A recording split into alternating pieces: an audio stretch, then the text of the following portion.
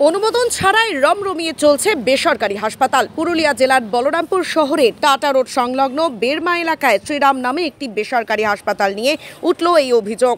স্বাস্থ্য দপ্তরের কাছে হাসপাতাল কর্তৃপক্ষ সম্পূর্ণ তথ্য না দেওয়াতে এখনও চিকিৎসার অনুমোদন দেয়নি জেলা স্বাস্থ্য দপ্তর। তবু অনুমোদন না নিয়ে অত্যাধুনিক চিকিৎসা পরিষেবা প্রদানের কাজ চলছে।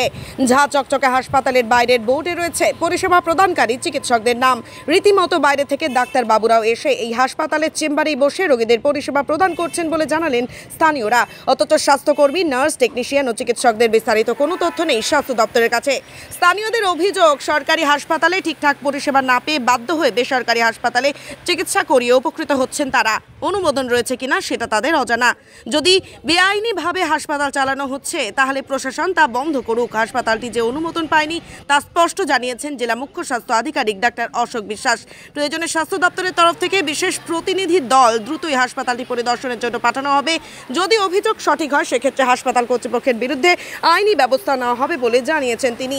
এদিকে বিষয়টি নিয়ে সোচ্চার হয়েছে স্থানীয় বিজেপি নেতৃত্ব। বিরোধীদের অভিযোগ, এই অনুমোদনহীন বেসরকারি হাসপাতালটি চলার পেছনে কিছু অসাধু তৃণমূল নেতার মদত রয়েছে। অন্যদিকে তৃণমূল কংগ্রেসের জেলা সভাপতি সৌমেন বেলথরিয়া জানান, অনুমোদনের বিষয়টি খতিয়ে দেখার প্রয়োজন রয়েছে। তবে প্রশ্ন উঠছে, জঙ্গলমহল বলরামপুরে কিভাবে অনুমোদন না নিয়ে প্রশাসনের নাকের ডগায় শুরু হলো ও হসপিটালে স্বাস্থ্য পরিষেবা দেওয়ার কাজ। जो विषय है वो संपूर्ण रूप से स्वास्थ्य विभाग का विषय है, परंतु ये हॉस्पिटल जब से हुआ है, डॉक्टर क्या है क्या नहीं इसका तो संपूर्ण रूप से जानकारी नहीं है। परंतु यहाँ आईसीयू का व्यवस्था है। आपका जो फास्ट एड होता है, जैसे एक्सीडेंट कोई हुआ, वर्तमान परिस्थिति जो है एक्सीडेंट पेशेंट 99% बचता नहीं है, 1% बचता है। तो ये हॉस्पिटल होके कहीं ना कहीं बलरामपुर वासियों के लिए बहुत सुविधाजनक है। और स्वास्थ्य जो आप लोग बोल रहे हैं, इस पर सरकार को गंभीरतापूर्वक विचार करना चाहिए। इसका अनुमोदन ही नहीं है, लाइसेंस नहीं है, फिर भी ये तो आधिकारिक तौर पर है। ये आधिकारिक सूचना क्या है क्या नहीं इस पर हम लोग जानते नहीं है, और आप लोगों के माध्यम से पता चला कि इसका कोई आधिकारिक कुछ दस्तावेज नहीं है। परंतु ये हॉस्पिटल जब से है, कुछ दिन हुआ है खुल के, यहाँ पब्लिक को सारा सुविधा मिल रहा है। इस पर सरकार और आप लोग जो प्रेस के मीडिया बंधु लोग आए हुए हैं, आप लोग विचार करें। যদি কেউ ফার্স্ট ট্রিটমেন্টের খাতির আসে, ড্রেসিং পেসিং খাতির, তো অমনি আমরা ব্যবস্থা থোড়া বহুত করে দিই। তার অনুমতি রয়েছে আপনাদের? হ্যাঁ, তার অনুমতি রয়েছে আপনাদের? না, ডক্টর থাকে। হ্যাঁ, ডক্টর ওই সময় ডক্টর ছিল, আদেশ দিয়েছে ড্রেসিং এ, তবে ড্রেসিং হয়েছে। কোন কোন ডক্টর থাকে সেই সূচিটাও কিন্তু জানানো হয়নি স্বাস্থ্য দপ্তরে। এমনি নাই, সব দেওয়া আছে ওটা, কিন্তু স্বাস্থ্য আধিকারিক বলছেন তো কিছু পৌঁছায়নি। না না, পৌঁছে আছে। আপনারা দেখছেন তো বলরামপুর সরকারি হসপিটালের অবস্থা।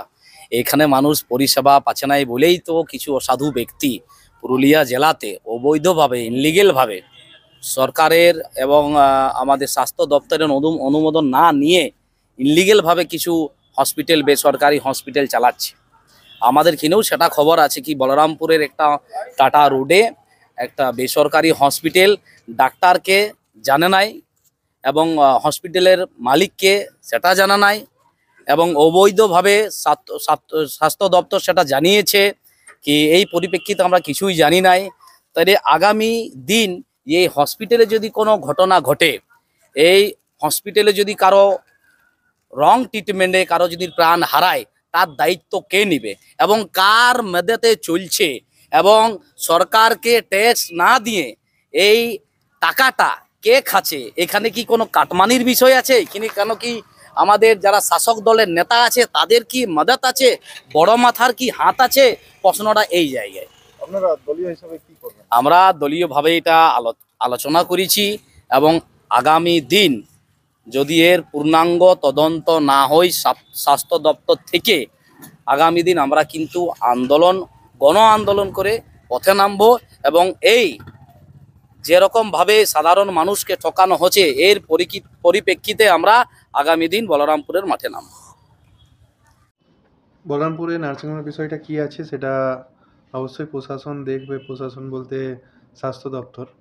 যদি তাদের বৈধ কাগজপত্র না থাকে তাহলে যা ব্যবস্থা নেওয়ার সেটা অবশ্যই স্বাস্থ্য দপ্তর নেবে।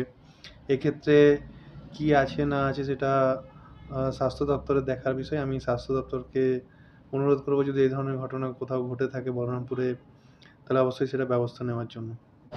আমার যেটা হয় ক্লিনিক্যাল এস্টাবলিশমেন্টের প্রথমে একটা অ্যাপ্লিকেশান করতে হয়। 28/11/2024 এই নামে একটা অ্যাপ্লিকেশান জমা পড়েছে অনলাইনে।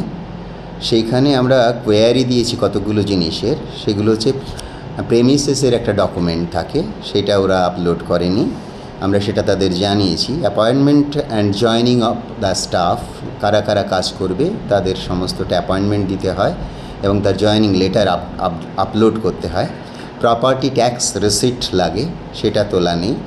ওনারশিপ ডিড যদি সেটা নিজের জায়গা হয় তাহলে সেটা দিতে হয়, যদি তা না হয় তাহলে রেন্ট রিসিট সেটাও দেওয়া হয়নি। আর একজন স্টাফের নাম আপলোড করা হয়েছে, তার ক্যাটাগরিটাও উল্লেখ করা হয়নি।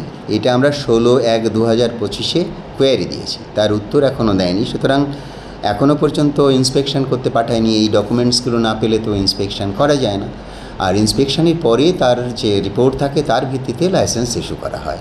সুতরাং লাইসেন্স ইস্যু করা হয়নি। যদি এরকম কেউ চালিয়ে থাকে, আপনারা বলছেন, আমরা তাদের বিরুদ্ধে আইনানুগ ব্যবস্থা নেব।